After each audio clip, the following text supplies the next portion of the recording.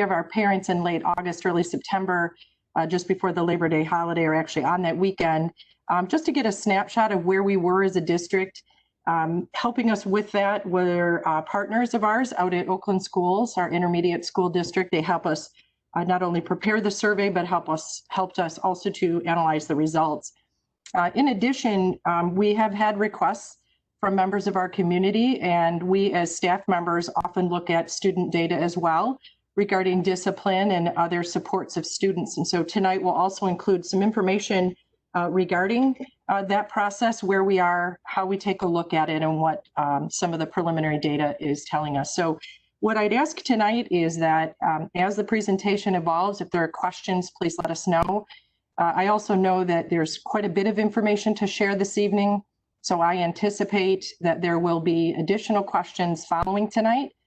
We also have questions and want to know more and dig deeper into our data, which we will commit to, and I'll talk a little bit more about that at the presentation, during the presentation tonight. With me on the call tonight that you see on your panel are the executive directors here, also known as the cabinet at the board office. And we have a number of our administrators and other staff members also watching. And as questions come up, we'll do our best to answer them, but know that some of them may need to be things that we look into and follow up with you as a board following tonight. I'm going to ask Paula Sutterfield, my assistant, to run the slideshow for us tonight so that I can keep all my notes here on my desk straight and move through these slides and data points with you. So tonight's presentation is really a data overview as the district, and we're calling it a phase one of what we know as a comprehensive data assessment. As I said, we're going to share quite a bit of information tonight, and we also want to have a chance to follow up pretty regularly with the board and put ourselves on a calendar of those updates and reports. So first, we're going to move to some community information that we know about the district. This information was gathered from the National Center for Educational Statistics, and these come from, these data points represent what we know about the Royal Oak community itself. So total population, according to this report, at near 60,000 people, representing about 29,000 households. The race and ethnicity of the community is 88% white, 4% Black, 3% Hispanic or Latino, 4% Asian, and 2% identifying as two or more races. Give some demographics about the city itself, homes and when they were built. Most of the homes, as you can see by the data point, were built before 1970. About 89% of our households indicate that they have internet connectivity to the homes. 73% are houses and structures, and the others are apartments or condos in the area.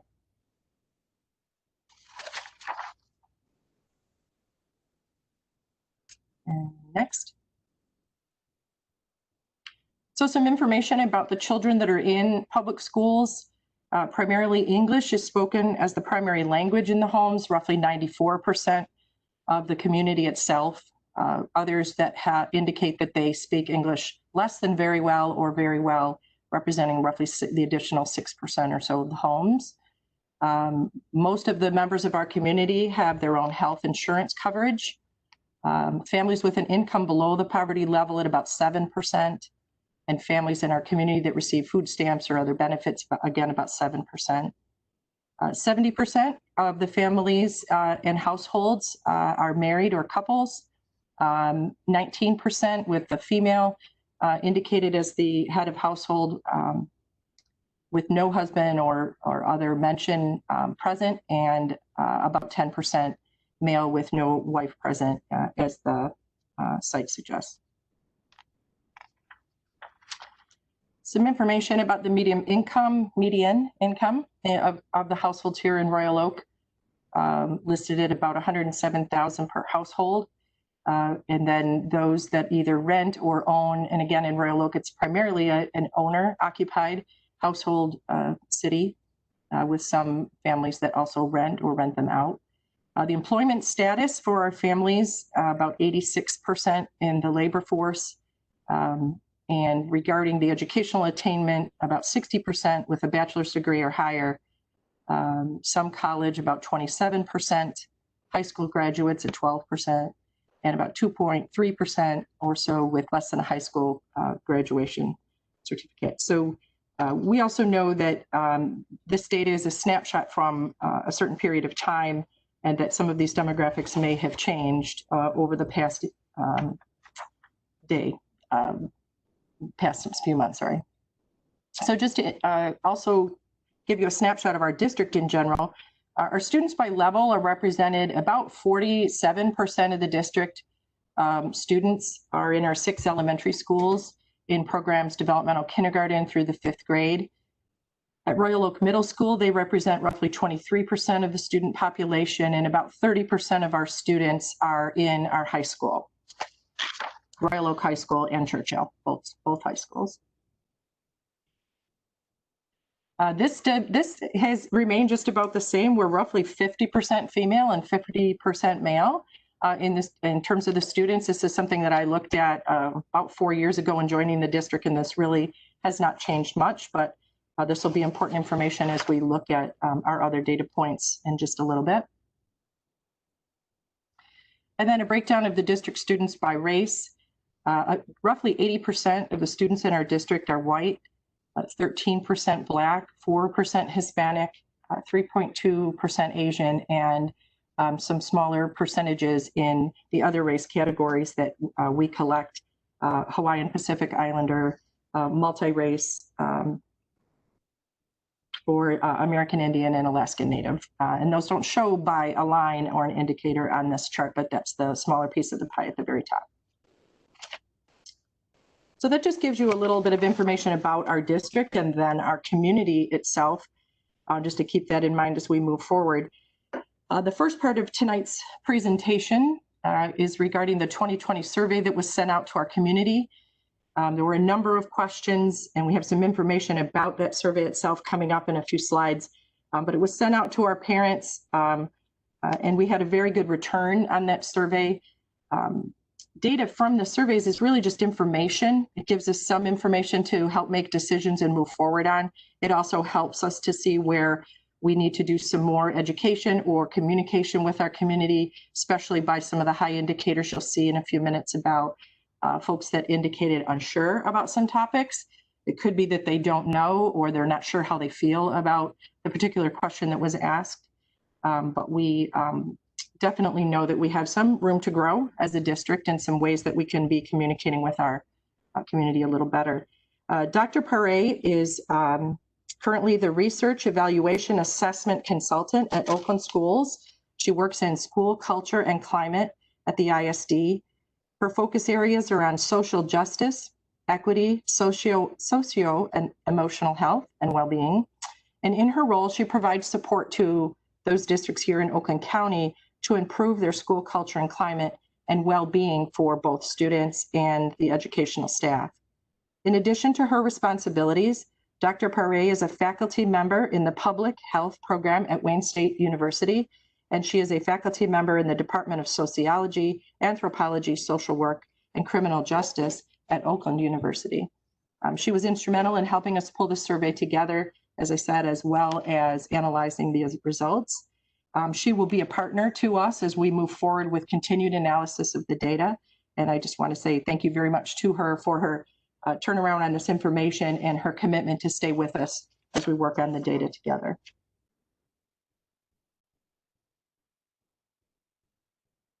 So just as a reminder to all of us, we want our students and our families to belong. We know that a sense of belonging in a community creates a better working atmosphere. We have goals and have talked often about seeking greater equity. We want our students to be safe, and we want Royal Oak Schools to be a caring place to learn. And we know that if families belong and feel they belong, and our students feel as if they're part of something larger than themselves, that we will make greater progress working with the students and have a better working relationship. So just a reminder to all of us where we are. A little bit about our process. We started with Oakland Schools. We know that they have an area of expertise in community surveys, especially in the area of mission, vision, and values for a district, as well as Dr. Pare's expertise in the social justice work and equity work. And so they helped us in August with the creation of the survey. Our data collection period was between the 31st of August and the 8th of September. We also began a data review on the 15th and have spent the last week or so digging into the data and preparing tonight's presentation. And again, we will commit to an ongoing review of the data, not just tonight's presentation. So again, tonight is an initial review. Royal Oak Schools is represented by roughly 5,000 students across the community, both students that live in our orders as well as those that join us as school of choice. We also have about 4,100 households that are represented by the number of students in our district. Regarding our survey specifically, we had about 1,670 that took at least half the survey. About 1,600 took what she calls the majority of the survey, and 1,470 completed the survey in full without demographic information.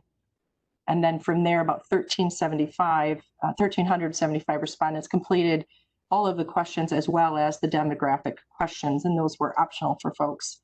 76% of those taking the survey identified solely as parents or guardians.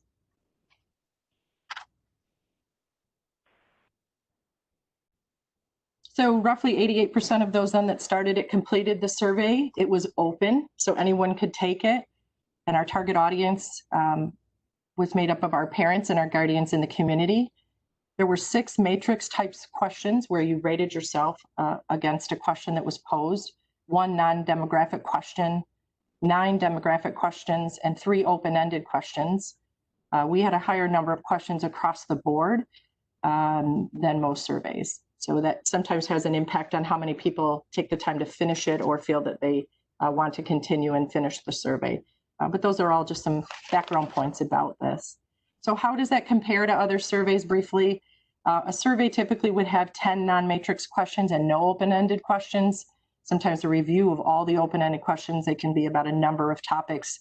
In the analysis of that can take a lot more time, and an average response rate about 89% on those.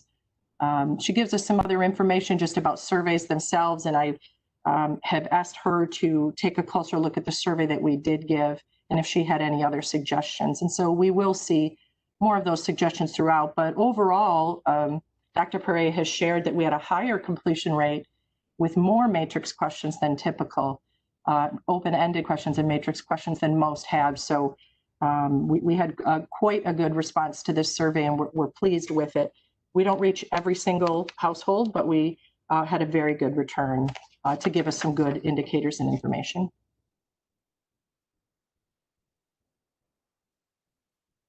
So it's a little bit about what we know from the survey itself of who took our survey. 83% of the folks that took the survey have been in the district for 2 to 10 years. 90% identify and tell us they're middle-aged, ages 30 through 54. 80% of the survey takers were women, and 90% indicated that they have a college education.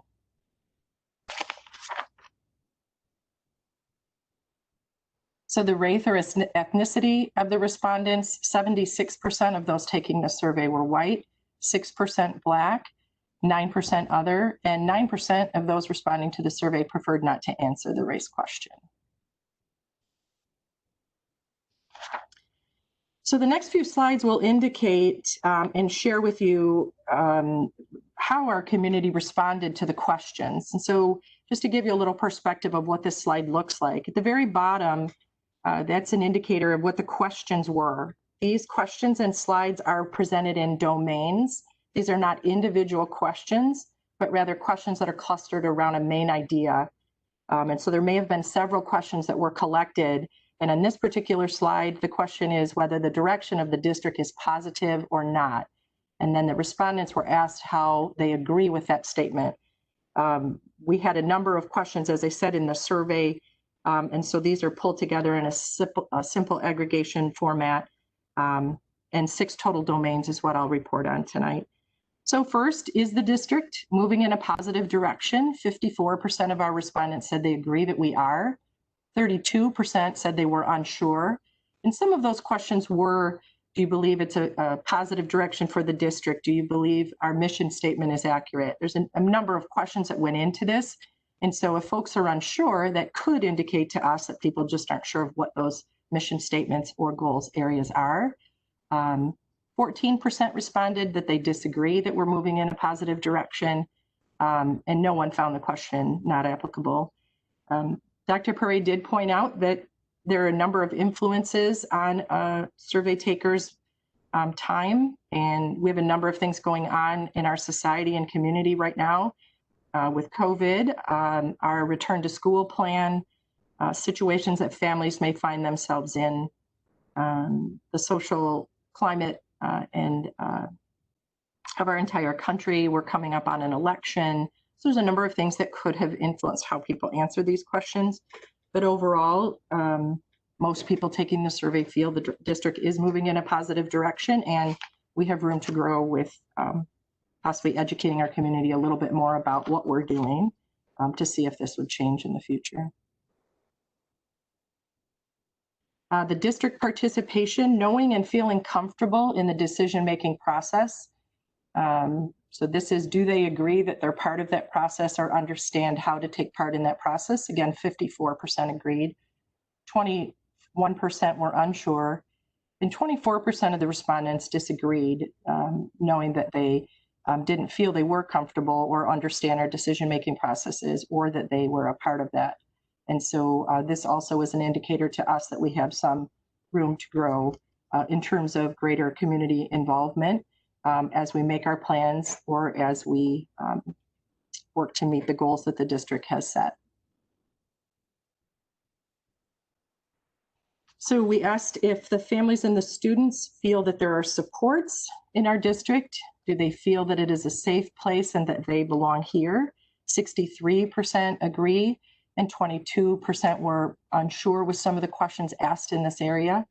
14% have disagreed, and it could be around any one of those factors that are within this cluster regarding student supports, the feeling of safety, or the sense that they belong in the community where they are. So this will be something that we would want to dive into more deeply to find out which specific questions may have are represented by this overview of the domain, or whether or not we had some disparity with specific questions about parts of our district. And that focus will be done by both our administrative team, our board, and then other things that we could do within our community to refine the results and get more feedback from our community.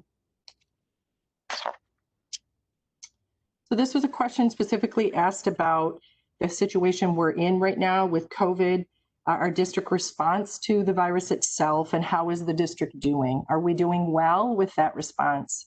55% agree, and 20% said they were unsure. Again, it could be that they're unsure about some of the questions that were asked. We had a question about whether or not the parents felt they had enough resources to begin the school year. The timing of the district was Labor Day weekend when it closed. School hadn't started yet, and many of the pickups for resources, as an example, took place the first week of school.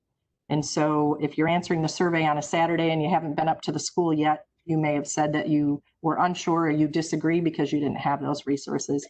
Again, taking apart the domain and looking at the specific questions that made this domain, this cluster for us here, would help us understand more about how we're serving our students and our parents. We asked a question about the cultural responsiveness, diversity and inclusion work of the district, and wanted a better understanding of how our community felt.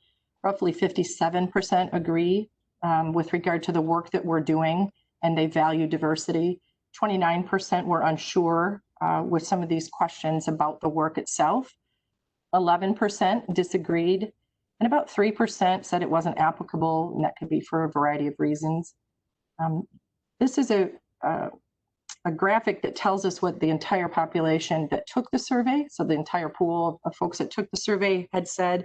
We also know that based on the demographic information that was supplied, we can take the data and look at it in different ways to see if different grade level bands, parents with multiple levels of students or just students in kindergarten representing a child in our district for the first time, whether race played a role in their answers, and how different demographic groups answered these survey questions. And so this will be one that we would want to also look into more deeply.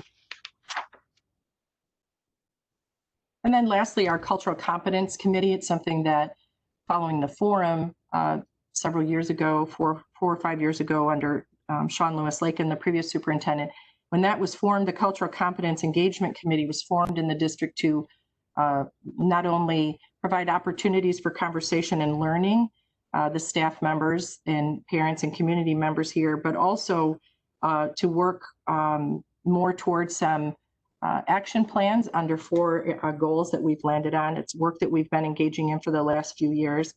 Many of the questions asked about their awareness of the committee itself and the work that the committee was doing.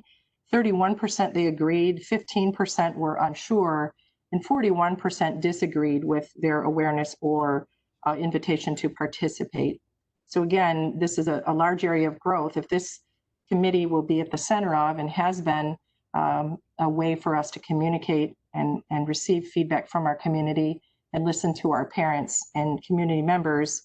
And we have a large portion that aren't aware of the committee or know what it's about. That's a large area of growth for us. So that's the end of the clusters of questions that were asked in that community survey. And I'll pause for a moment just to see if you have any questions, board members, on any of those slides that we've started with tonight.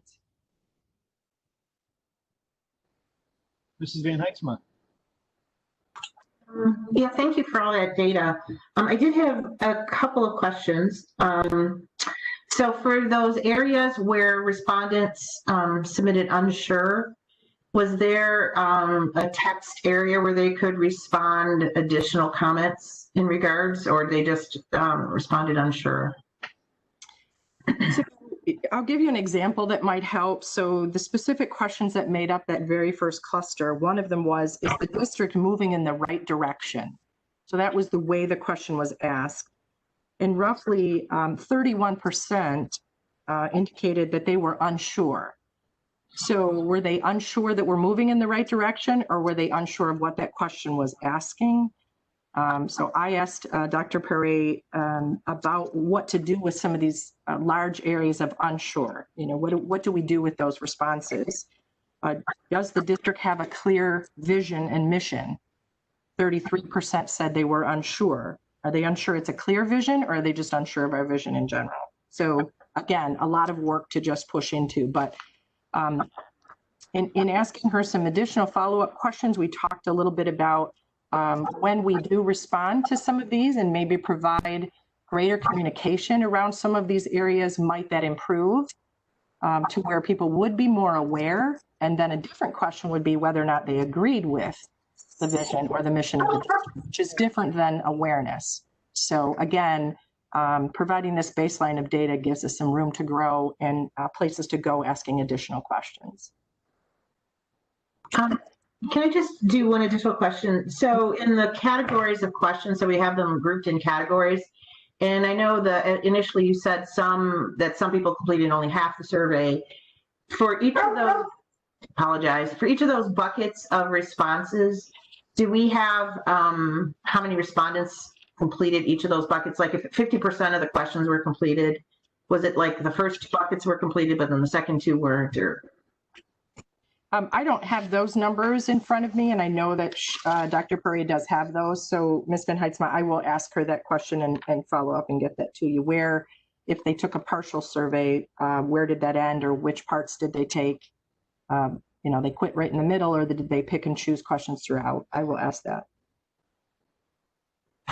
I just think seeing the numbers for each of those buckets, if you will, would be helpful as well. Thank you. Mrs. Anderson. So will we be able to see the survey data, all the data, or, I mean, these are all pretty general categories I'm understanding, or? No? So what she did is we were able to take 5 or 6 questions off of the survey and cluster them in groups rather than the individual question itself. So this preliminary look at the data, we wanted to represent it as clusters as we, dig into the data specifically per question. And yes, I can provide those percentages by answer from strongly agree to not applicable about each individual question in each cluster. And then the other question I have is, you mentioned there were open-ended questions, and what, can I get a sense of what those were? Sure. So if the question or if the response had to do with ways where we could grow in our engagement and inclusion of diverse backgrounds, we asked one of those questions. One of the ways that she took a look at the data was to see what words popped out most. So as an example, in what ways might we as a district grow in our engagement and inclusion of diverse backgrounds?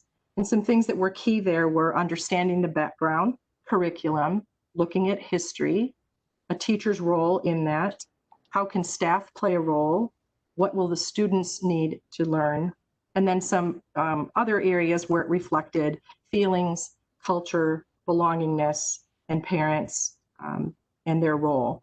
So again, she did not list for us the individual responses. I know we have them, but rather clustered them around big ideas. So really to synthesize the comments that were made about those open-ended questions and the direction that might take us. Thank you. Mm-hmm. Any other questions from the board? I see none. Thank you very much. So moving forward, what are we then going to do? What can we do now that we have some baseline information from our community? Well, first of all, equity focus during our non-traditional learning environment was key for us.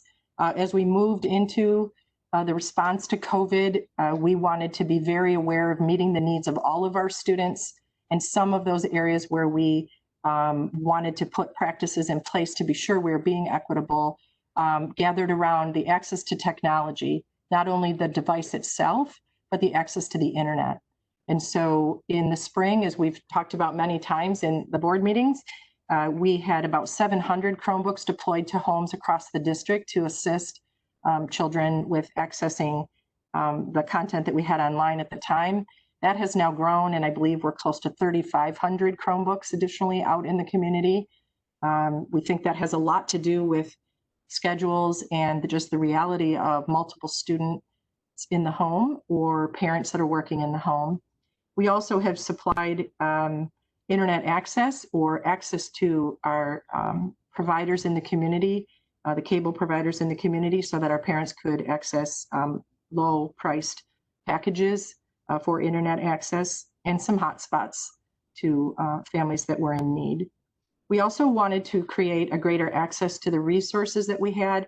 In the spring, when we abruptly closed, we barely, as I've said before, left our driveways in some instances. And so access to the school and the classroom full of supplies that students were used to learning with and teachers used to teach with weren't out there. So we wanted to find ways to do pickup days, meet and greets, so that we could give our families greater access to the resources we have in the classrooms.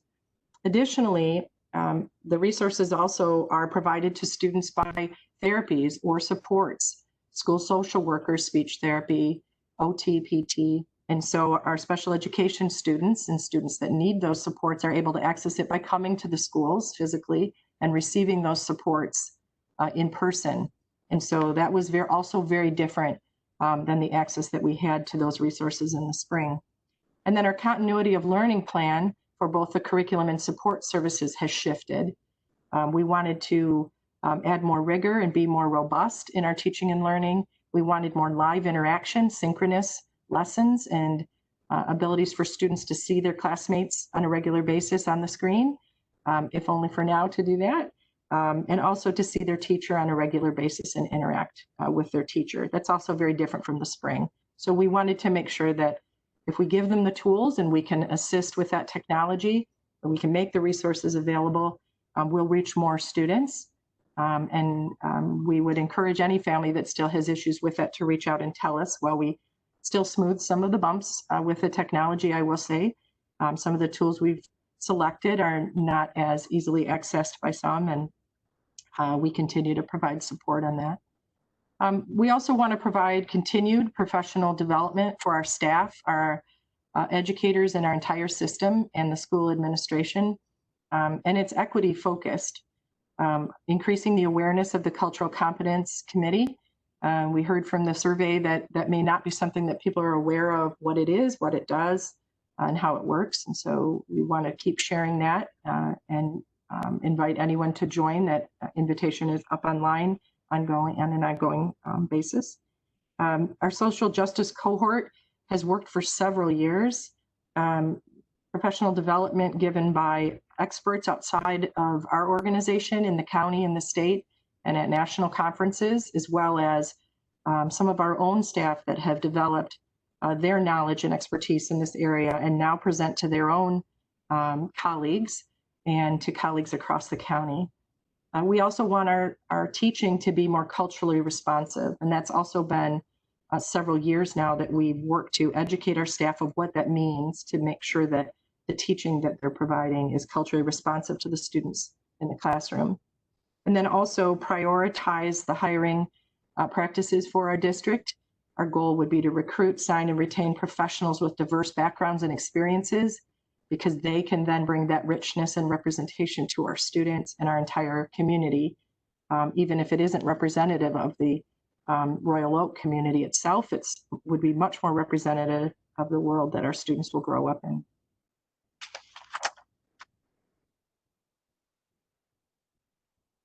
Next.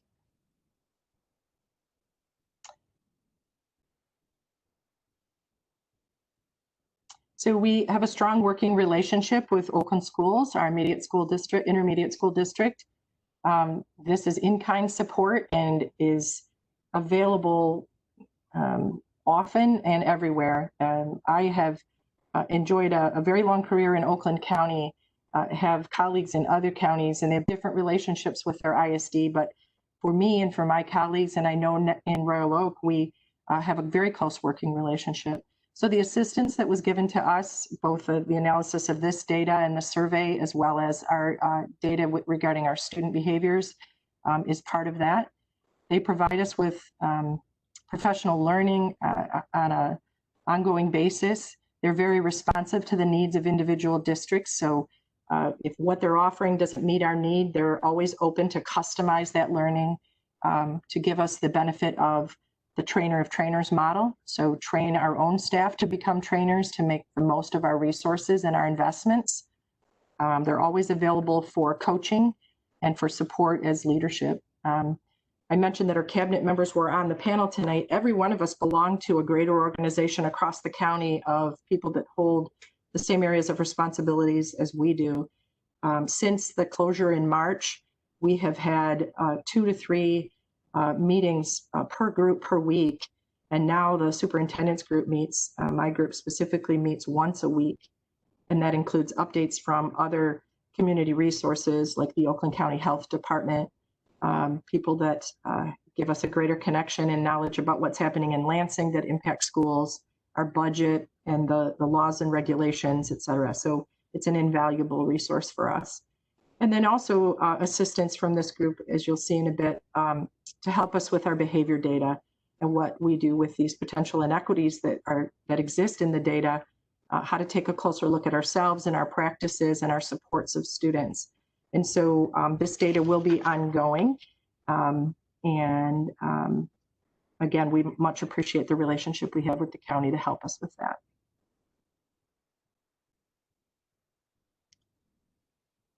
So the first part of the please, questions? Yeah, Mrs. Van Heitzma? Just to piggyback on what we're discussing with Oakland County collaboration, the Oakland County school boards as well have a weekly, given everything that's currently happening throughout the schools. So we have that opportunity to join a weekly call as well, which has been very helpful to hear, you know, all the challenges other school districts are having within Oakland County and to discuss, you know, what we're doing within our districts as well. So at all levels, it's very helpful to have that. Yes, good reminder. Thank you. We also know that in learning from our other districts, we all are in different situations and as public as things are now, and all of our work is out there for all, and our decisions, we know that there are districts around us making different decisions. And I can only speak for Royal Oak Schools and our administrative team working together to make the best decisions for the students within our district.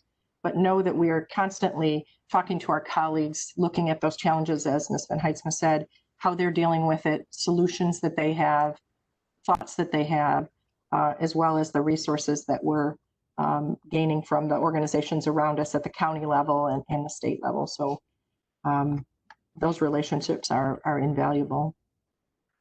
Any other questions on the survey itself and some of the things that we have put in place thus far regarding that learning and focus for our district?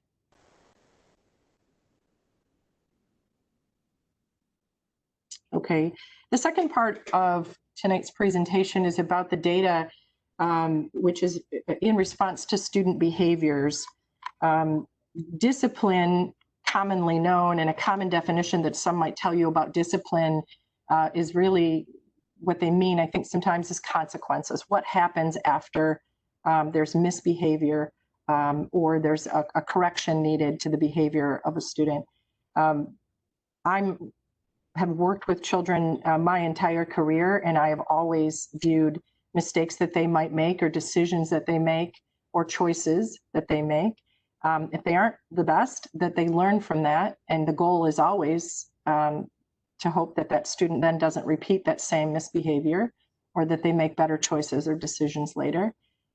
Also, their influence as a positive student, a student that makes good choices, has a domino effect on the rest of the class and the school and the culture of that school. And so it's important to us that we are equitable and fair when looking at students' individual needs and their behaviors.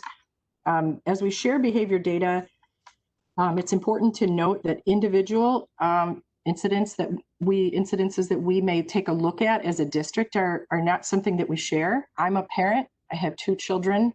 I would never want their mistakes or their situations publicly aired individually, but I do, as an educator, see the value of sharing data as a whole to look at trends and to help us examine our practices.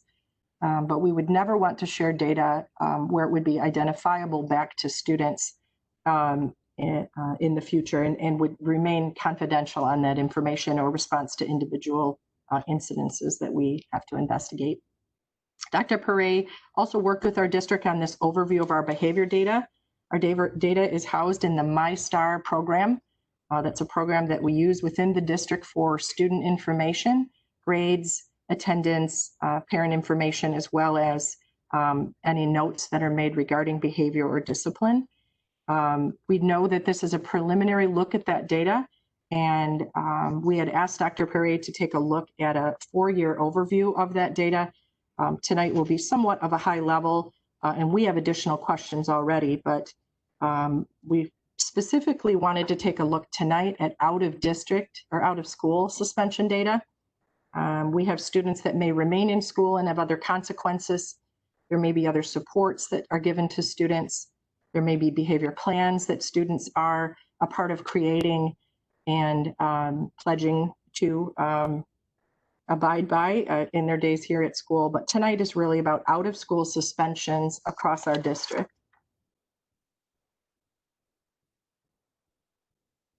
So the first slide is with regard to out of school suspensions for taking a look at male and female students. So we are roughly 50% male and 50% female in our district, but the left-hand column shows the number of numbers for each group in terms of suspensions, and you can see the dark line, which is at the top, represents our male students. By far, out of school suspensions as a result of behavior are had by the male students in our district as opposed to the female students of our district. So right away, we would want to know quite a bit more about what this means and what are those offenses that would cause us to use suspension out of school for those students. But in 2015-16, the baseline data showed roughly 150 suspensions by our male students. There's an increase in 16-17, somewhat flat through 17-18. And then since last year, 2018-19 into the 19-20 school year, we saw a decrease in the male students, and likewise also a decrease by the female students. This could be that some of the behaviors that in the past, where students received a suspension, that we're taking a different look at how to handle that student specifically in that case. We know we've had a greater focus on restorative practices following any misbehavior by students. And we also know that with some of the other supports that we've had in place, on a positive note for all students, not just in reaction to misbehavior, but positive students in general, that climate I talked about before, making good choices and having that be the norm in the area where you are may have had an influence on the students. But just to give you a snapshot and to place it, we took a closer look now at the male students and these offenses and suspensions, out of school suspensions. So the percent. Is that a question? I just had a question about that last slide. So what was our number of students trend?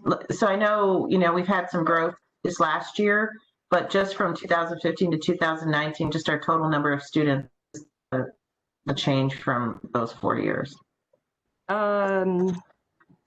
Probably somewhere from around 4,500 students up to 5,000. And I think we've peaked at 5,200 students last year. So there's been growth over that time. I can get the exact demographic data from each of the years, 15, 16 through present, just to give you an indicator of that. But Royal Oak has, since I've been here and a few years before I was here, is somewhat flat. We may have grown 50 or 60 students at a time in some years, but even the projection from the analysts that work with our district project our district to be somewhat flat in terms of growth in FTE. Mrs. Anderson. If a student were suspended twice, say in a year, would that count as 2 suspensions or one student, just one student? So it's the students representing each suspension.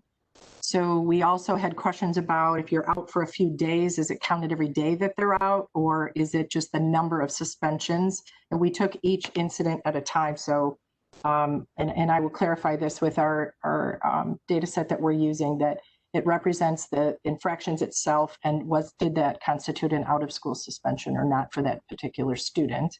But a single student may represent a few points of data, yes.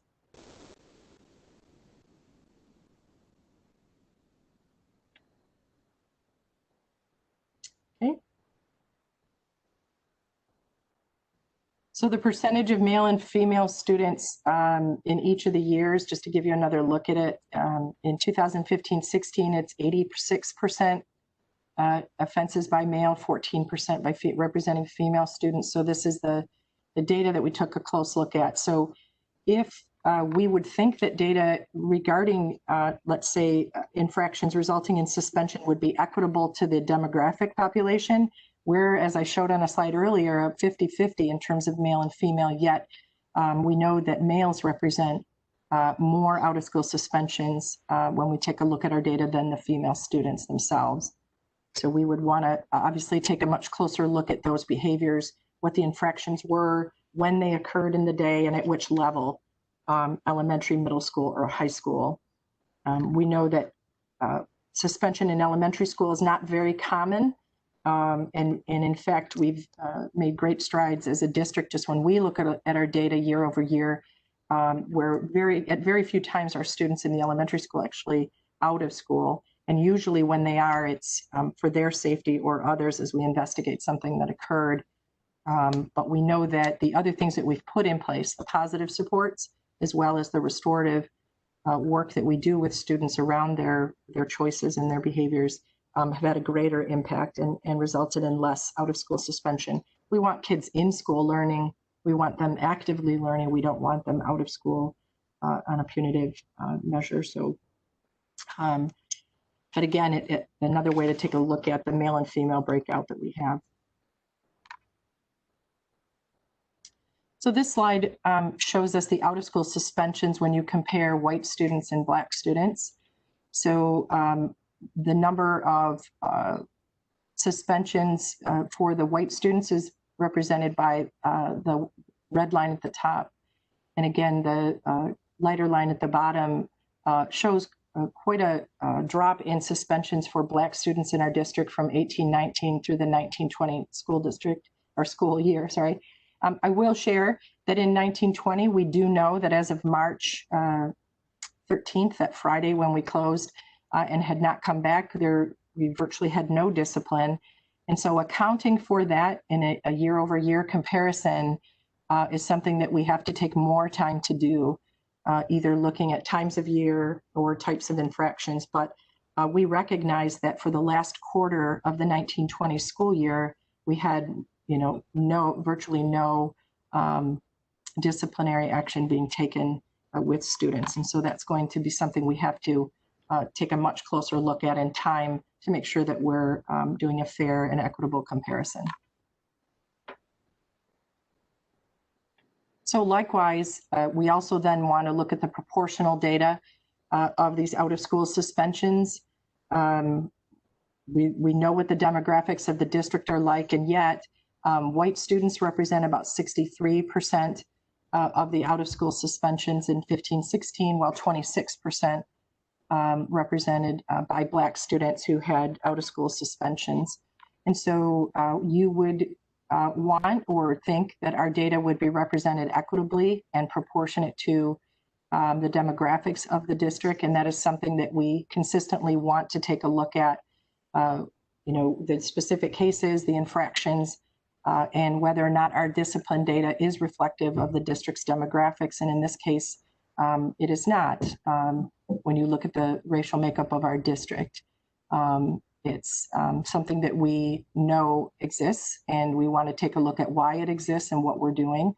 I will say that there are some times in working with students when out-of-school suspension is warranted for the severity of the infraction itself.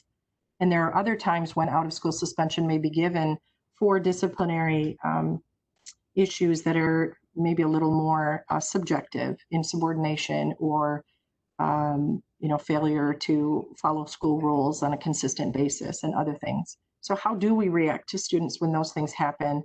And are we selecting out-of-school discipline for those, or do these out-of-school suspensions represent more severe infractions by students, things that are illegal for students or violent in nature? And so that's some of the big next questions and next steps that we want to do, taking a look at this multi-year comparison. Those will be some of the questions that we have to work with and work on.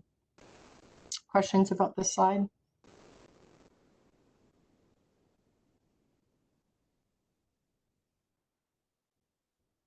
Okay. So out of school suspension, the white males and Black males, just the total numbers for each group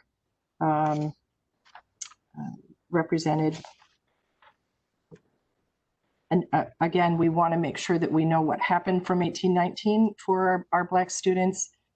We didn't make a huge shift in our demographics at all. And so we can't easily point to a single approach maybe that had been taken at the time, or what other systems were in place at the time, but we certainly know there were different infractions year over year. And so understanding those cases and knowing the different infractions that represent this data will be very important for us to take a look at.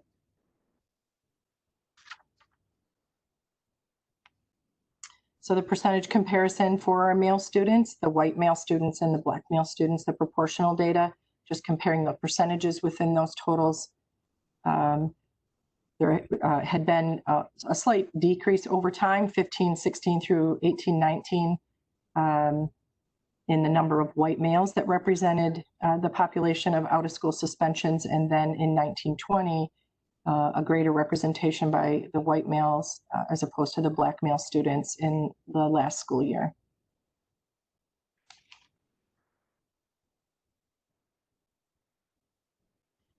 And so in looking at the results from this data, we want to know, what does this mean for us?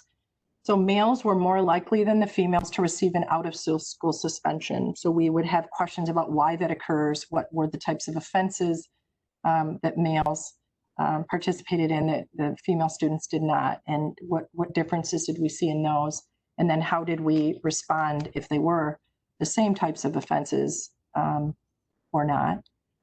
For our Black students, it's disproportionate in the amount of out-of-school suspensions compared to our district demographics, and specifically to our Black male students, disproportionate amount of out-of-school suspensions when you look at our district demographic data. But due to the number of females in some of the years being very low for comparative data, we didn't develop that. We know that it will be a case-by-case study and more specific questions about the female data. And for tonight's presentation, we wanted to look at the majority of offenses, which we know and I have stated were by the male students. So when you question proportionality, you take a look at the percentage of a student body and whether or not that closely matches the percentage that's within the student body of the district when it comes to these offenses. And that's something that unfortunately in our district and other districts across the state and the nation is similar.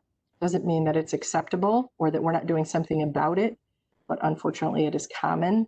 What I can say is that Royal Oak Schools is committed to taking a closer look at why this might occur and what else we can do to better support our students. And as I said, we want our students in school learning and not punitively out of school. And so what else can we do to support them in the choices that they make while they're with us in school?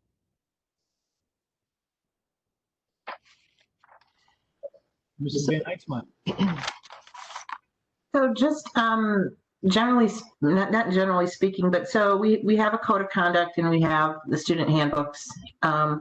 What are the key things that lead to out of school suspension? I know you kind of talked about that a little bit. And when the students are out of school for suspensions, are there expectations that they're still doing their schoolwork? What happens when they're out of school as well? Good questions. So first of all, some of the things that students may engage in, behavior that they might engage in regarding any illegal activity, alcohol, tobacco, drugs, weapon, a knife possibly. And I want to say that, you know, these occurrences are very low in Royal Oak schools. We have a very safe school district, and on occasion when these things occur, we respond quickly to working with the students and supporting them and taking swift action if these behaviors occur in our district. And that's represented by all of the support and the diligence of our administrators and our staff members. But those are some things that we would consider, again, very serious, and they're within our student code of conduct. And our student code of conduct will range all kinds of offenses from things that might occur in the classroom versus things that occur at community events, football games, other school-related activities, because our student code of conduct applies to anything related to the school. We also know that we have a number of proactive things in place with our students and our student athletes, a code that they take on. We have a number of programs within our health curriculum for avoidance, support by our community coalition and our youth assistance group for supporting students around and if they make these choices. We also know that it's not only the out of school suspension that might occur for a student. There may be some diversion activities that they're asked to participate in. Counseling is suggested, obviously involving the parents and any behavior plans or support plans. So it isn't just behavior out of school and then return the next, you know, whenever that's over.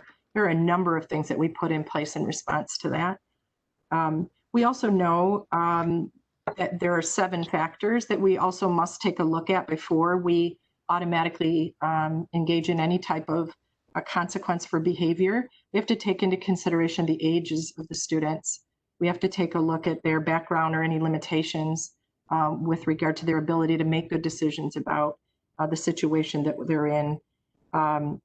So we are now bound by any time that we look at student behavior, and Mr. Walensky can add more to this possibly than I'm adding, but we do have to do that, and we are obligated to do that anytime we look at severe discipline for students. So I don't know, Mr. Walensky, if there's something you want to add to that. Well, you're correct. There, for a long-term suspension or consideration for expulsion. By law now, we're required to consider 7 factors before we do that. One is the age of the student. If the student's old enough to understand, obviously we wouldn't long-term suspend or consider expulsion for an elementary school student. The disciplinary history of the student, whether the student has a disability, the seriousness of the violation, whether the violation threatened the safety of students. If a student brought a weapon to school, obviously that would be a threat to student safety. Whether restorative practices could address the violation, or whether a lesser intervention would address the violation, are the 7 factors we have to consider.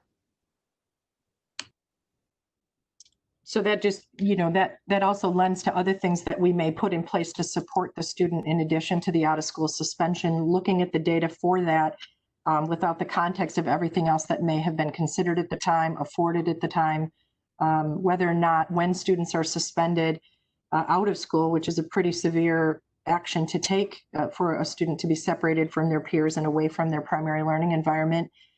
We don't take that lightly.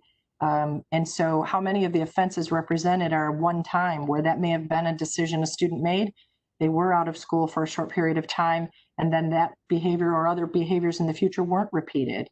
And that student never had another suspension out of school from our district. So understanding the individual stories around the students that represent the data that we just took a look at is key. You know, all of that is key to understanding our students and supporting them better.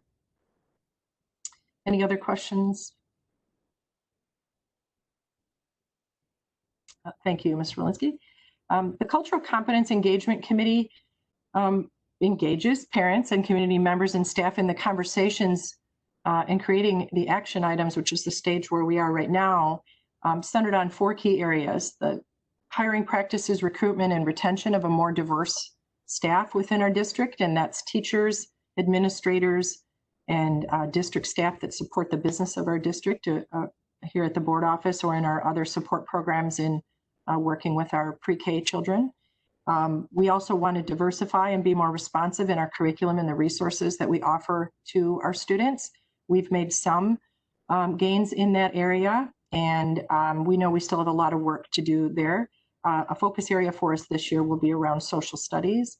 We also have some work that our teachers are conducting and putting together regarding Heritage Months and some other highlights and celebrations around a more multicultural look at the members of our community. And ongoing professional development. The biggest mistake that some districts might make in professional development is a one-time and move on. That is not the case for us in Royal Oak with regard to this work. Well before I got to Royal Oak Schools in 2017, this district was engaging in professional development on these topics. And it was for several years before I had arrived.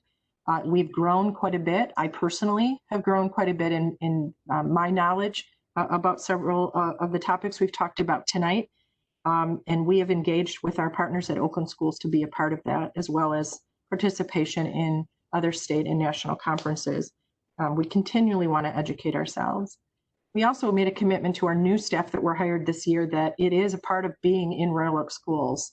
So if you're going to be in our district and you're going to teach and work here, these things are important to us, and we are committed to make sure that the professional development is for all staff. And we also want to respond to our student needs on a daily basis. This is not just when they misbehave. These are positive ways through a focus on PBIS that we support our students.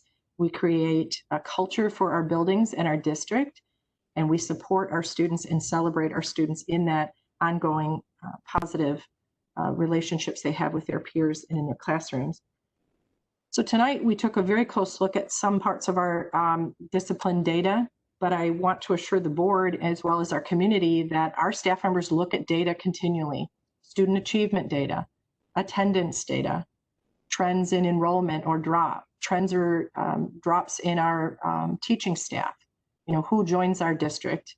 Do they come with experience or are they brand new? And what do they bring with them as an area of expertise that they may be able to lend our district? So an ongoing data-driven decision-making process is something that we're always working to do more of within our district. We also have a K-12 social justice team. In the past, we know that the teams worked collectively as an elementary, a middle school, or a high school group. And now we want to make that elementary, middle, and high school group. We want them working together so there's a continuum of addressing the needs in professional development and curriculum and resources and our students' needs. And we're very happy that we have several staff that raise their hand and want to be a part of that work on an ongoing basis. And I know that Ms. Olson and several members of her team in curriculum, our leadership, teacher leadership group that works in curriculum, that they as a group are committed to this, as well as Jane Flaherty Graham and our special education and staff members that support our student needs on an individual basis when those occur. They're all focused on this work together.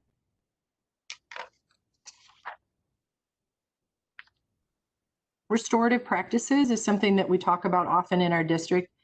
Prior to my arrival and part of my training in a previous district was around restorative practices and how you repair relationships and talk about what had occurred in a single incident or over time.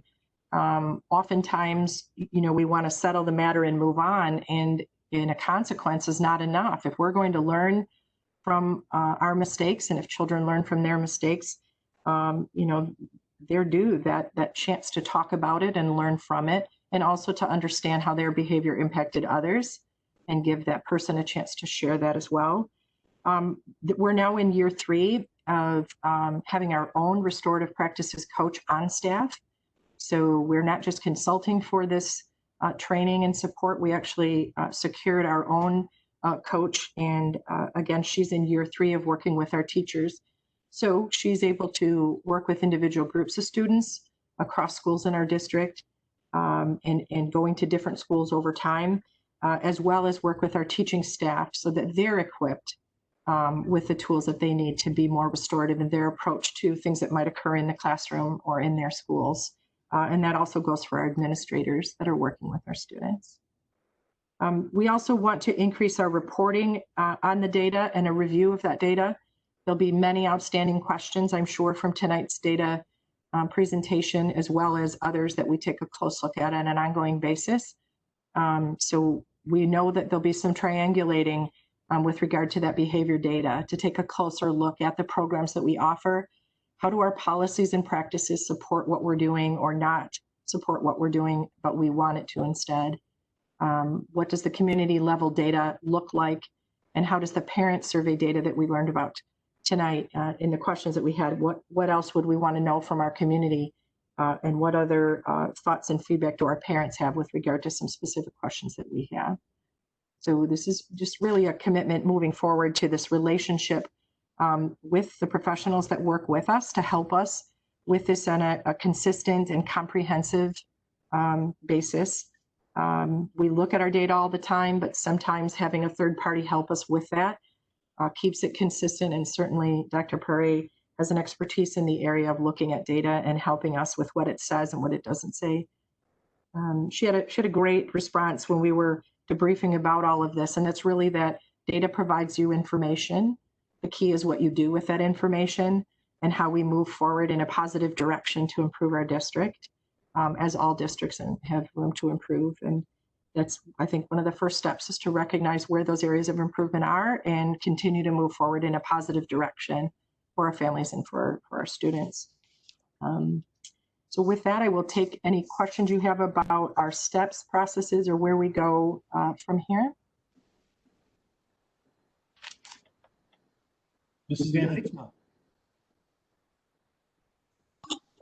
So we're not in school and we haven't been since March.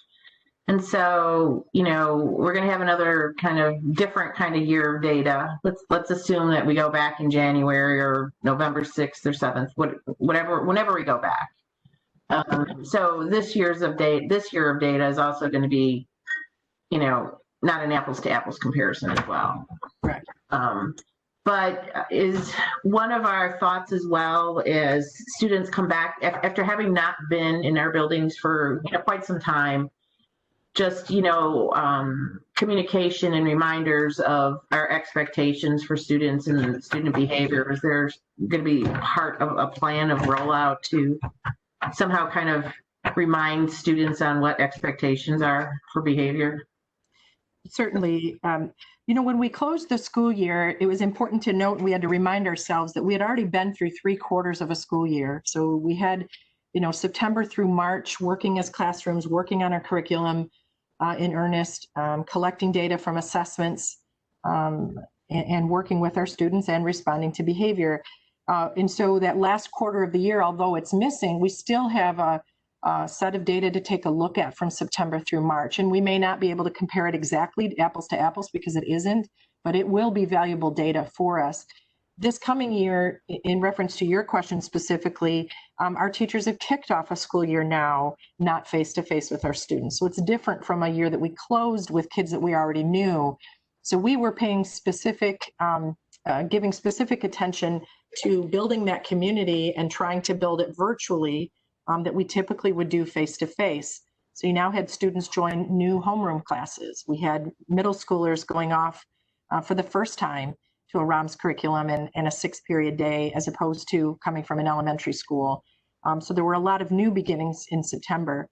I believe that the things that we tried to keep the same, they didn't look exactly the same, but some things that we had in place regarding orientation, building that community in your classroom or your grade, we're still working on those. We're only in our 3rd week of school here, and so those things are still going on. Morning meetings are occurring for our elementary students, and that's often a time where you literally circle up your class and you address issues, have conversations, read stories, and take student input. So building that relationship is something that we've paid very close attention to starting off the school year. That will help us when we do return to the classroom. So it won't be starting, from scratch and ground zero when the kids come back to school. There'll be a certain learning curve that we'll have to do with regard to them being physically with each other and knowing that those things might occur. But I think our teachers are doing a very good job of building a good community and a good foundation for that positive environment, even though it's starting off virtually this year.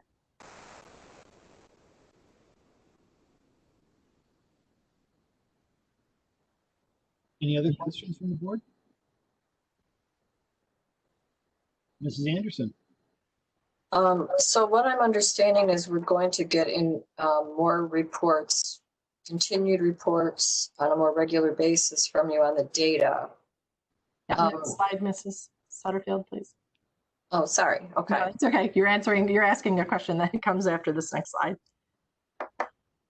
So our continued growth as a district is a commitment that we want to make. We're always committed to that. But one thing on the next slide, you'll see that we're committing to making creating a presentation that will update the board regarding questions that we've had or other things that we find out about our data.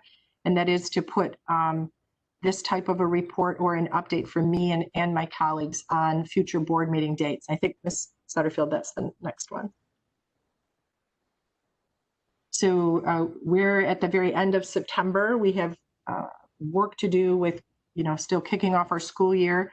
The meeting on the 14th of January 2021 will be the end of the first semester. So we will present another update at that time. We won't have current school year data or not much of it, even if we go back on November the 6th, which is where our plan holds what our plan holds right now. And then another review in March at the board meeting, as well as at the end of the school year on the 10th of June. So if that answers your question, Ms. Anderson. Another thing I guess I'd be interested in is we see the inequities in the suspension rates, but looking at the kinds of infractions, I'm sure you probably have that data. And I mean, in addition to the actual rates being not equal or proportional, I guess is the word, also seeing what kind of infractions are leading to those disciplinary actions. And if that's, I'd be interested in seeing that as well. Yeah, we as I mentioned earlier, we want to take a look at those things that were serious or major, what we call infractions within the student code of conduct, and then what the result was for that specific student. We also then want to take a look at how we respond to students in other ways to support them, or places where we had to take action with a student that didn't result. Tonight's presentation was about out-of-school suspensions alone. There are many other ways that we work with students following misbehavior. And so we do have a lot of questions, but certainly, as you pointed out, one of the things we want to know is, over the past 4 years, what does the data look like when you look at very serious infractions, and then when we respond to things that are maybe a little more subjective in nature. In talking to one of my colleagues in the last few days, past looks at data showed that many of the infractions occur in the second half of the day. So after students have been in the morning, out for lunchtime, and then back in the classroom for the afternoon. Does that tell us something about what we should be doing with students in the PM hours versus AM to give them other outlets if that's where the misbehavior occurs? Misbehaviors for elementary students often occur on the playground. So at lunchtime, when they're moving about and not within, their classrooms, working with the under the direct supervision of their teacher. So what does that look like? Classroom offenses versus playground offenses, and how those are handled. And the same would be for our older students. How many of these were repeat offenses by some of the same students? How many of them were serious, and how many of them were for things that occur on a more daily basis? We also know a lot about the maturation level of children, decisions that elementary age children make, the state of mind and things that our middle school students go through in those middle preteen years, things that they struggle with and try to work out and may account for some of the behavior, as well as our high school students when, unfortunately, some of the offenses can get much more serious. And so we want to look at all of that. Mr. Briggs. Yeah, that was what I wanted to touch on too, and I'd like some more information on and a breakout of, after sitting on the board for many years and going through several expulsions, I know that a repeat offender in 1 year would not be usual. A lot of kids that are finally expelled have had several out of school suspensions in a particular year, which would change those numbers dramatically. And so I would like to see that breakout on what how many of those incidents are multiple offenders. Yes. Any other questions from the board?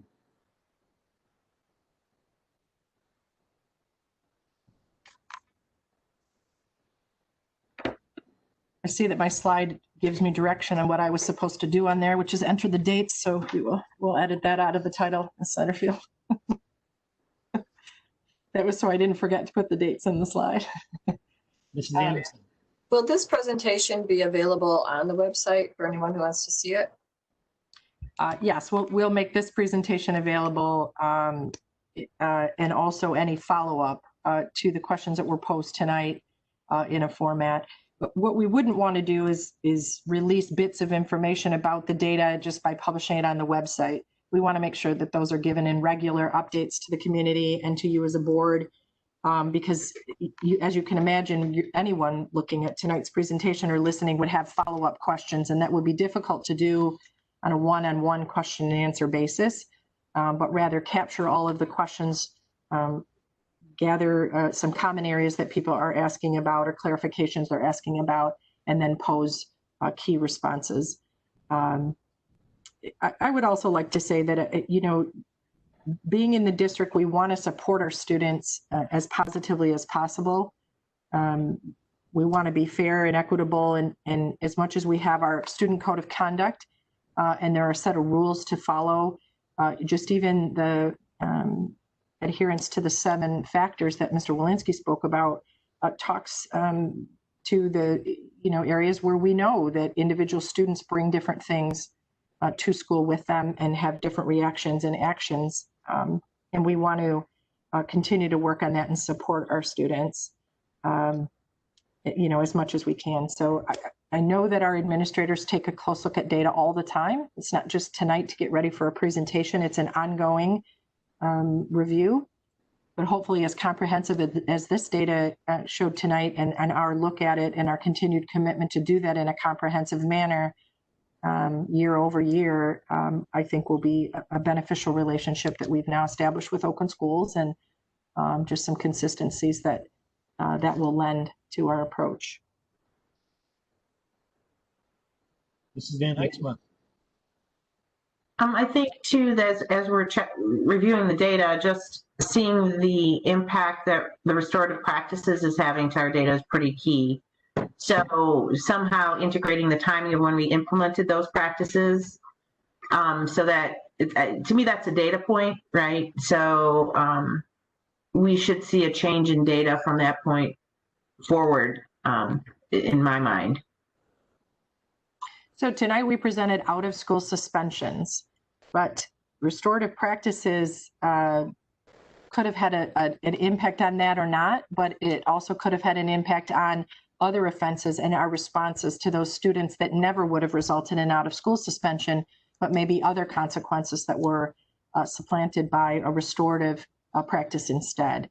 So although we looked at out of school suspension data tonight as a point to begin with, we know that there are other ways that we respond to student misbehavior, and restorative practices is one way that we can see the positive impact our practices have had on students. Mrs. Anderson. I remember when Dr. Marks did his presentation before the board, and he discussed the consideration of, I don't know, a coach for student success or equity. I can't remember exactly how he described it, but I mean, I know that a lot of work is done throughout the district in different pockets. We have people, dealing with homeless students. We have English language learners. We have many pockets of people working on these things throughout the district. And I'm wondering if it's possible. I know other districts have a position like that, and I wonder if there's been, if there could be any consideration of what a position dedicated to ensuring student success equitably, special education students, just all students, and making sure that, we keep up, that maybe that person could look at the data consistently. I don't know, but I just thought I'd bring that up because I remember Dr. Marks talking about that. And we have talked about that as a team. I believe I've shared with some of you that I have colleagues that I've worked with over time that have that role in different districts, both in Oakland County and in neighboring counties. And they all utilize that person in a different way. So even your description of someone who's a coach or ensures student success, but has a number of responsibilities that pulls together resources for students at risk in general.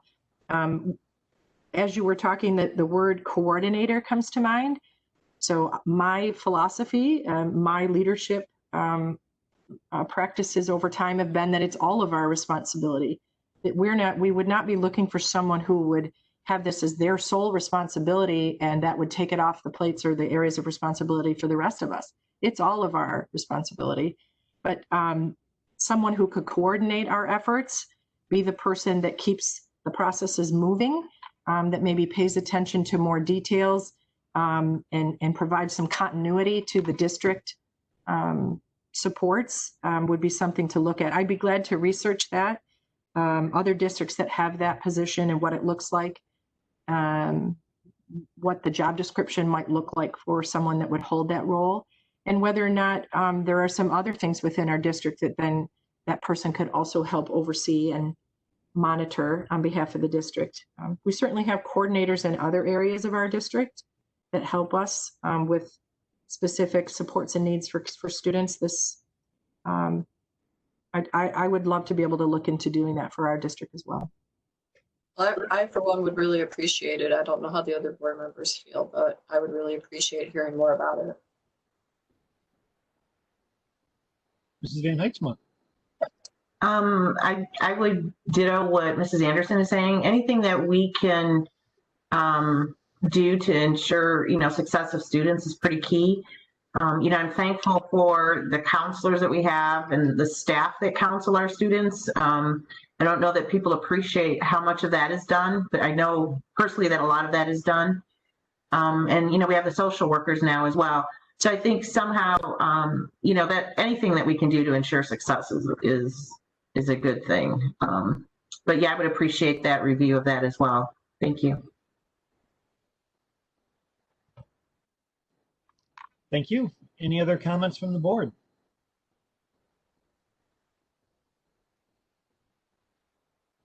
I see none. Thank you very much for the presentation. I appreciate it and look forward to the more data that you're going to provide. So a very good first step. Thank you.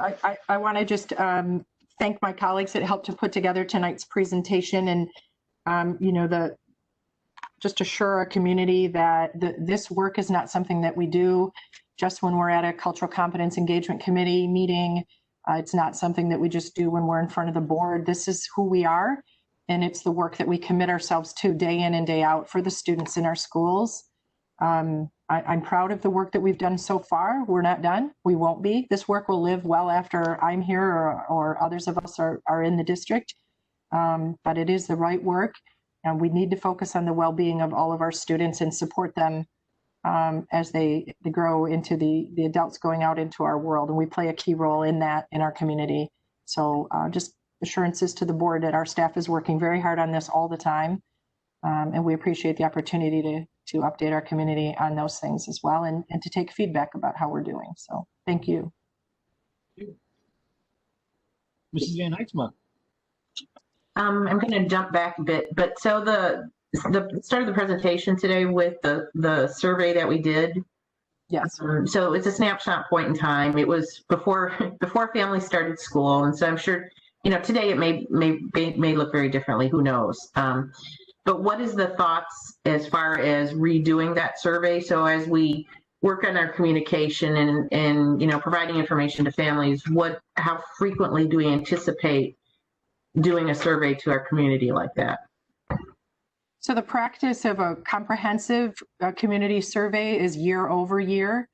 So August of next year, maybe wait till after the Labor Day to make sure school has started, but within the first part of the school year, we would do a comprehensive survey again.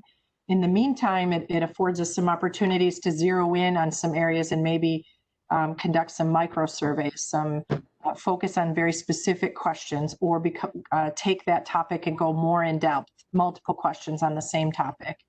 And that's what I will work with our administrative team on.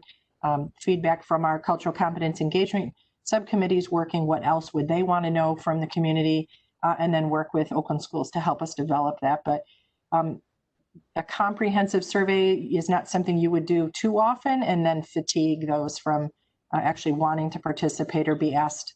You would want to change those questions up and become more specific in questioning. But that's what the advice that I was given on that.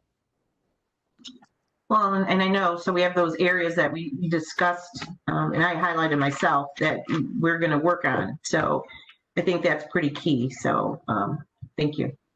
Sure. Thank you. Mrs. Dykes.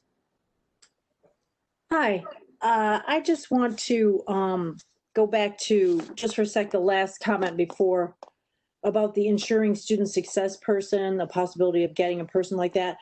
I don't want it to be the inference that every teacher and every member of the Royal Oak School District is not doing that, because I mean, that's part of what they do in the district, is everyone is ensuring the student success, even the board members and everything. So I just wanted to say that it's not like we're not focusing on that subject right now, that we would need a person to do that for us.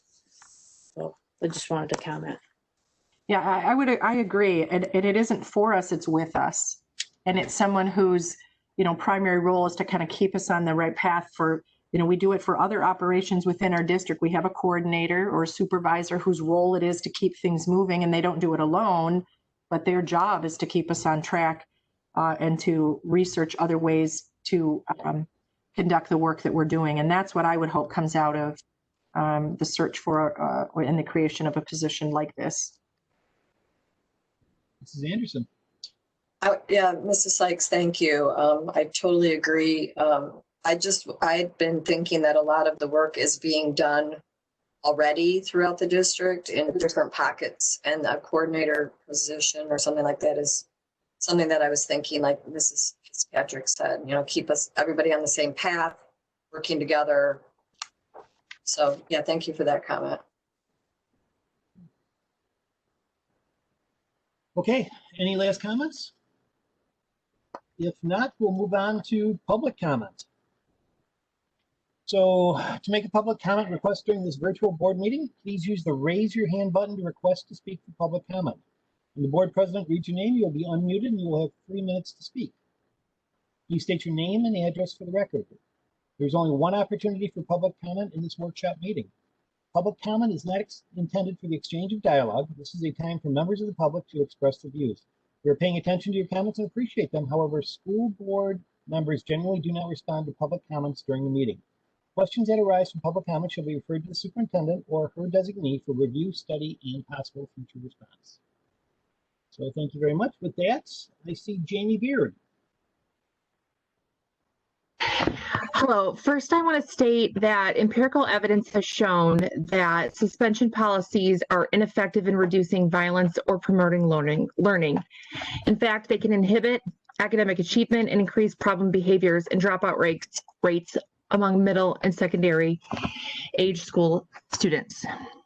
Zero tolerance policies ignore adolescents' lapse in judgment, which is a normal part of their development, which potentially results in more severe punishment than is warranted and exacerbates the normal challenges that exist for adolescents. Second, I am interested to know if Royal Oak School District is currently in ratio in regards to school psychologists, school counselors, and school social workers. The recommended ratio for school psychologists is 1 psychologist for every 500 students, which means Royal Oak School District should have at least 10 school psychologists. The recommended ratio for school counselors is 1 to every 250 students, which means that Royal Oak School should have at least 20 school counselors.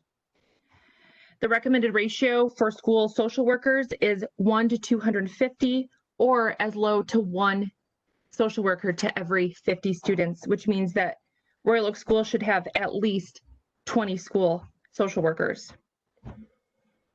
I hope that after this startling and upsetting data, that the board and the rest of our leaders consider banning insubordination-based suspensions. That is not alcohol, that is not a deadly weapon, that is not drugs. But I imagine it amounts for an uncomfortable amount of school suspensions. Thank you. Jamie, could you state your name and address for the board? Jamie Beard, 606 Dewey Street, Royal Oak, 48067. Thank you so much. I see Lisa Winters.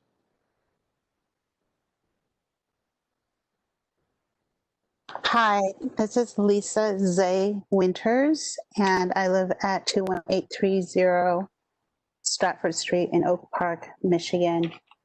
Yeah, thank you for presenting this data. I can say that as one of the parents in the parent group of the Royal Oak Multicultural Parents Association, it's very frustrating because on one hand, we have been asking for this data for over 3 years from the district.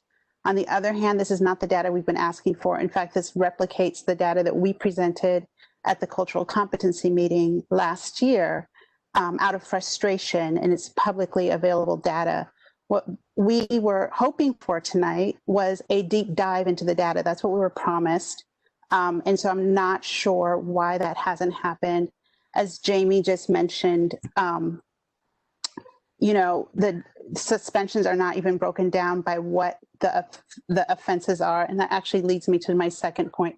It is really troubling for me as a parent of a Black child in the district and knowing that Black children are disproportionately disciplined, to hear board members use words like repeat offenders, which is a term that you use for criminals and not for children. So that is really disturbing to me to hear that.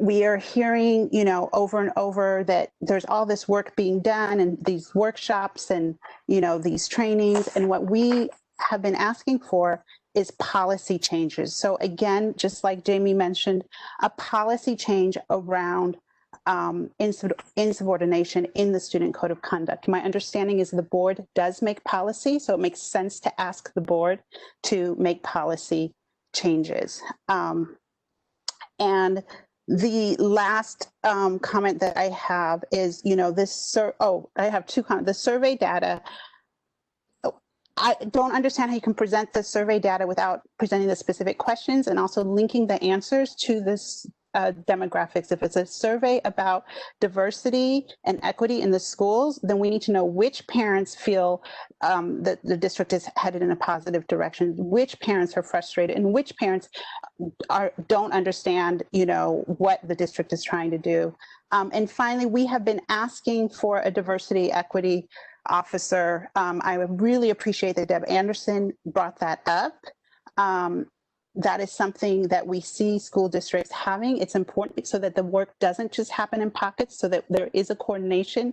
And I'm very disappointed to hear Mrs. Fitzpatrick say that she is going to look into it when it's something that, as she said, what came out of the original community forums, even before the cultural competency. So again, it's 3 years in. I'm just unsure why just now these things are getting started, but you're saying you've been doing all this stuff, but there's no policy to reflect the changes that you say are happening. Thank you.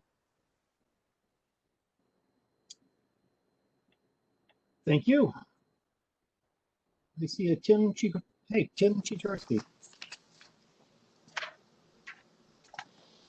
All right, good evening, everybody. My name is Tim Jaworski. I live at 227 East 12 Mile Road, apartment number 8. First of all, I do want to thank Mrs. Fitzpatrick for making this, which was obviously for her a very difficult presentation. You could see it in her face, and her voice seemed different than normal. And I do want to applaud her for getting this information into the public. It was not an easy conversation for her, and again, I do really appreciate that. I am very disappointed that there were several board members who asked questions about the survey. They didn't seem to know what the survey questions were. They didn't look at the survey. I sat down with a parent of the district and looked at the survey questions and sat there while they took that survey. To me, it showed a disregard to the community's opinion when they didn't have the time to look at what those questions were and then had such questions at a board meeting in regard to the questions. I'm glad that there is now proven and concrete evidence to support the claims of so many parents over the last 3 to 4 years, and especially those concerns of the ROMPA group. They've been asking for this data. As Elisa stated, it's the data that everyone has already seen, but I'm glad to see that that was brought out in a public forum. I think that's a great start for a very well-needed and important community conversation. It was stated that there needs to be somebody who can be charged with keeping the district on task. I think the position of a school board trustee is the person who would keep the community and the district on track. And I do sincerely hope that next year, whomever that board is consisting of, that board is the person or the people who are able to keep the board and the district on task and keep their feet to the fire, making this progress happen. This is something that needs to be done. I'm glad to see that there is some concrete work now started, but it does need to progress faster. And I do hope that effective next January, that this is something that is the forefront of the Royal Oak schools and we can move this forward. Thank you. Thank you, Tim. I see Danielle Atkinson. Hello, Danielle Atkinson, 622 Walnut Avenue, Royal Oak, Michigan. I just want to comment on the survey being the only means of which we're getting feedback around these subject matters. I, for one, am very interested in these subject matters, but I did not fill out the survey just because of time.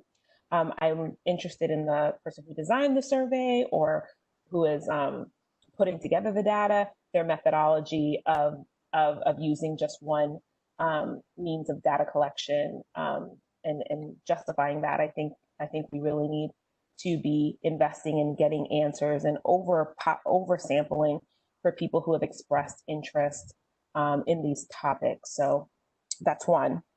And two, Lisa Zay Winters has stated this before, but I think it's important for the board to understand that restorative justice and practices are great. And yes, they may lead to a decrease in disciplinary or suspension rates, but without or absent of racial justice training and specifically individual training around to the people who are making those discipline decisions, it does not cure the problem of racially biased discipline practices. So to be clear, if you are more likely to think Black and brown children are offenders, they are going to get in trouble more, and they're more likely to be in a restorative practice, right? So what the goal is to make that equitable so that everyone is being disciplined at the same rates, but you will still have more Black and brown people in the process, in the system, as it be, if you do not address that separate of restorative justice practices. Thank you. Thank you. Marcella Rogers.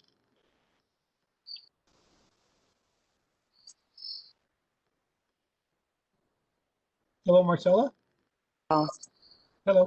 Hi, can you hear me? We can. Sorry about that.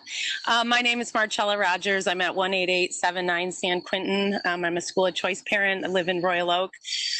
I'm just echoing the sentiments of the other people who spoke. First of all, I think every step you take to openly present data to the community, specifically data that the community has requested, it's a step in the right direction. I mean, open communication is integral to any healthy relationship. So I'm grateful that you had this meeting and, allow the public to join and listen in. So thank you for that. I would say, again, like so many others, at the general level that the data was presented tonight, it just really doesn't allow for any actionable steps. So my question is this year really just going to be like a succession of meetings where all we're doing is peeling back data at a very slow rate, where like we are in the next year and we haven't narrowed it down enough to make any actionable steps? So, I mean, is it possible to just ask people, like, how do you want to see the data, and have people submit all the different ways? I mean, the data is in the system. It has to just be buttons that you're pushing to present it in different ways. I mean, I can't imagine it's a ton more like work invested in.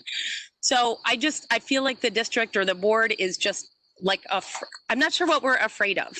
I mean, we are not asking to see data so we can disparage the reputation of the district, which I feel like people are worried about. I mean, we send our kids to school here. We are all working on the same goal. So if people actually believe that, instead of just saying that we're all committed to making this district an equitable one for all our children to thrive, then I just feel like we could really be moving a little more swiftly, instead of everybody feeling, my sense is that everybody's just trying to like protect their own interests, or so worried about what's going to happen here. So again, my opinion is like the data that, Rampa and Dr. Zay Winters put together for the cultural competence meeting that I was at, I don't know, a year ago. Yeah, it's the same data. I think Elliot Witt put it out on social media, again, kind of like the same data. So maybe in the future also, if you, and I don't know, maybe there are a lot of people in the public, this is the first time they're seeing that data. So, I mean, I appreciate that there's like this open place for people to receive that data, but maybe in the future, if you're going to present just like one more layer, maybe just put that in your agenda, because like for me, I didn't learn anything new. And I'm not saying that it's not a bad thing. Maybe I just wouldn't have spent the time on this call knowing that like I wasn't going to hear anything new. So if you could have just said, we're presenting out of school suspensions, that would have been super helpful and maybe save some time for some people. And my last comment is, like, in the data, it was just Black and white students. So I just wondered where all the other races were in that data, because that also is very relevant. So thank you. Thank you. Stephanie Bald. Oh, I gotta unmute. Okay. I did have a question about, let me find my sticky. Where in the data, can we find the information about where the suspensions are occurring? Are they elementary, middle school, high school? Can you group them together a little bit lower? Also, in regards to, are these general education students or are these special education students? In particular, my student has been suspended quite a few times in the district, and I'm not sure where on your graph that she would fall. So I would like to know.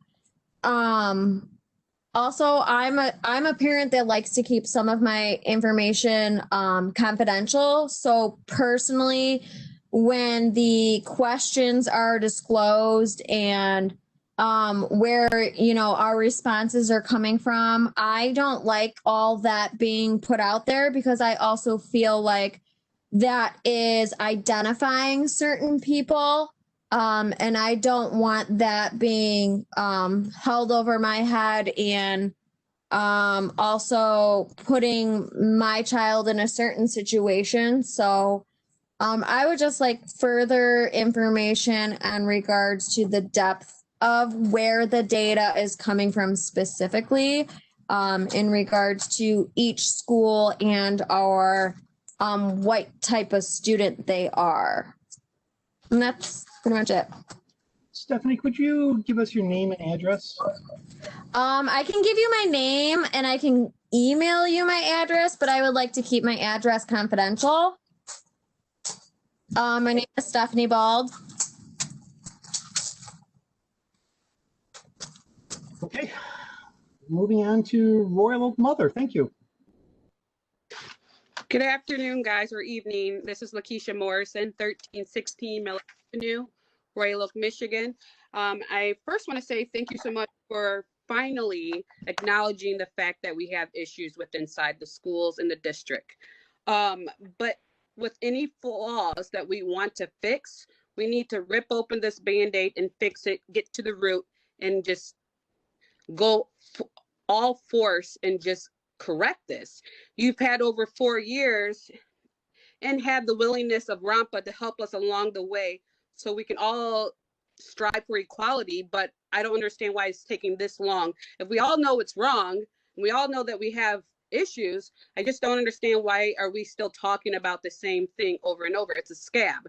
It's a scab that everyone does not want to fix. And it's very disheartening for our Black children. And I feel like there's been plenty of time, plenty of years, and plenty of people on the school board where they should have addressed these issues. And not only that, you have someone that has your corner, which is RAMPA, and they're all for the children and the parents and the community. So why not move forward, rip this Band-Aid off, let's get it done and over with. And then I have another question. Why is it in 2018 and 19, the data is like super high for Black children with everything you come to the plate, it's up, up, up for the Black children. Something's in there that has to change, and you guys have to break down the reasons of why the data is so disproportioned. And I think if we can just fix it from the root, we can move forward. Thank you. Thank you. I see Erica Alexander. Hi, thank you. Just a couple things. One, I wanted to mention, I would echo what a lot of other people said, in that I was hoping for a more deeper look into the data. I think it's a good idea. I think it's good that the school board is acknowledging some of what we already knew, but I was hoping to learn new information and hoping to maybe have some tangible outputs. And I guess one of the things that really struck me tonight was the idea of someone additional maybe coming into the district to help keep this at the forefront and keep this moving forward, which I think is a really fantastic idea. I think it's a good idea when you need to keep something at the forefront that's a small part of everyone's job. I do think it's easy to get lost. So I think having that position is really important, but I was a bit concerned by some of the school board members who didn't seem engaged in that idea, and in fact even claim that it's the responsibility of the board to keep that on the forefront. And while that's great and may even be true, I'm left with the question of then why hasn't it been? Because we've been talking about this for the past 4 years at least, and it's only now that we're beginning to have this very surface level discussion. So Erica Alexander, 3592 Arbor, Royal Oak. Thank you, Erica. Danny Macy. Melanie Macy, Danny's mom, 729 North Wilson, sorry. So I want to really commend the board for having this meeting tonight and bringing this data forth. It's been a long time on the horizon, and bringing it here is the first step. I want to echo a lot of what's been said, as that I thought that some of the numbers that were shown at a very high level that made it really hard to do any analysis or take any action steps on the data. And I would love to see another meeting follow up where some of the data that Ms. Fitzpatrick mentioned we could use a deeper dive into, we do that deeper dive. For the survey particularly, I think breaking out some of the responses by the race of the respondents is going to be a critical part of seeing how different people are viewing our communities and our schools. And then for the discipline data, I really think we needed to know about the infractions, as was mentioned already. I also want to thank Deb Anderson for bringing forth about the diversity, equity, and inclusion coach. I think that's a fantastic idea. I'm looking forward to that being pursued in the very near future. Thank you. Thank you, Melanie. Desiree Fuller. Good evening, 23481 Wildwood, Oak Park, Michigan. My name is Desiree Fuller. First and foremost, one thing I want to make the board aware of is that we can see you. So the eye rolling, the laughing, all of that, we see that. In addition to that, I want to encourage Royal Oak schools to include a diversity and inclusion officer, and that person does work with the staff and teach them strategies on how to build meaningful relationships with students. And finally, I look forward to things being more progressive in the future. Thank you for presenting this data tonight. Hopefully we have better data in the future. And I look forward to seeing you guys next time. Thank you very much. Lisa Haynes. Hi, everyone. Thanks so much for this data. Like everyone has said, I don't have to repeat what everyone else is saying, but same kind of thing. Long overdue. It's good to see the data. I hope we continue to collect it and really take a deeper dive. And then I hope with the data and with all the folks that have spoken up tonight in the community that we can really now work together to collaborate more closely with RAMPA, because I believe that that group has a lot of folks who are willing to work with the board and really find great ways to make the schools a safer and happier place for children of color. Thank you so much, guys. Thank you. I believe that is the end of the list. Mrs. Sutterfield, do you see the same thing? You're correct. So with that, we will close public comments. And I believe that is it for the agenda. Mrs. Van Heidsma. Mr. Brinker, I just want to do a point of clarification if I could. So oftentimes the board, when asking questions, the reason for that is not because they're not aware of the topic being discussed. But for the benefit of the audience, sometimes it's very helpful to ask those questions if they don't have, as an example, they don't have the survey in front of them for a point of reference or other things like that. I think that's really important. So a lot of the questions that we do ask are to provide those points of clarification for individuals, not necessarily just because we don't know. So I just wanted to let people know that. Thank you. Thank you, and I'd absolutely agree with that, that a lot of them are leading questions because, again, with all the data that we get, it's good for the public to know also. Any last comments by the board? With that, we are adjourned. Thank you all very much.